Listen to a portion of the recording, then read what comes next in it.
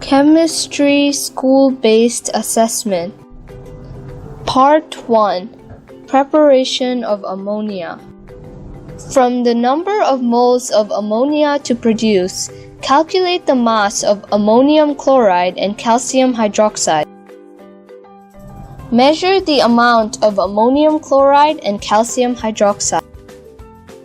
Grind ammonium chloride and calcium hydroxide with a mortar and pestle. Add the mixture into a round-bottomed flask. For the drying tower, grind calcium oxide into granules with a mortar and pestle to form a drying agent. Connect the round-bottomed flask to a drying tower setup. Tape a piece of red litmus paper at the bottom of the flask collecting ammonia. Light the Bunsen burner to heat the setup.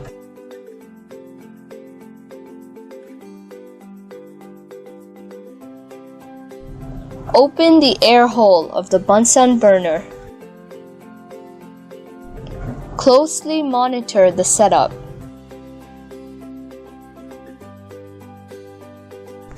When complete, the red litmus paper turns blue. Or you can feel the pungent smell of ammonia. The explanation behind this experiment is as follows. Ammonium chloride and calcium hydroxide are grinded with a mortar and pestle to give ammonia. This mixture is connected to a drying tower. Upon heating, the mixture gives off ammonia, which rises up the tower and is dried with the help of calcium oxide, which is the drying agent. Because the density of ammonia is lighter than air, it is then collected in an inverted gas jar. Also, because ammonia is alkaline, we can tell when this inverted gas jar is full as the red litmus paper at the bottom of the gas jar turns blue.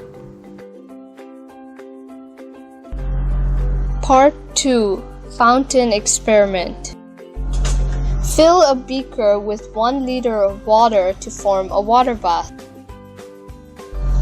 Add phenolphthalein indicator to the water bath. Insert a stopper with a long thin glass tube into the flask with ammonia. Before starting the experiment, add few drops of water to dissolve the ammonia in the conical flask. Invert the flask with ammonia to submerge the glass tube into the water bath and watch the magic happen.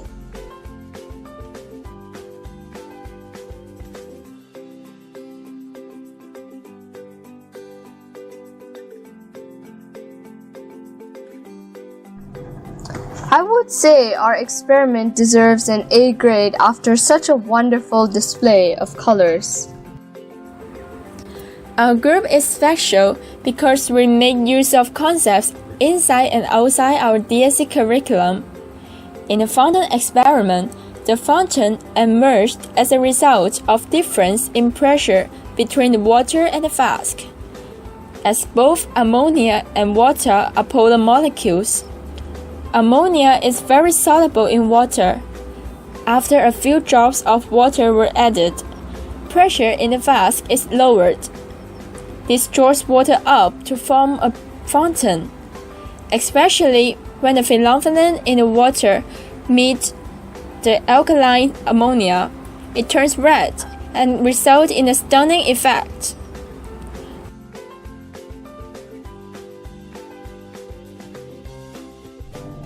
We have also presented an informative video explaining various theories behind the experiment.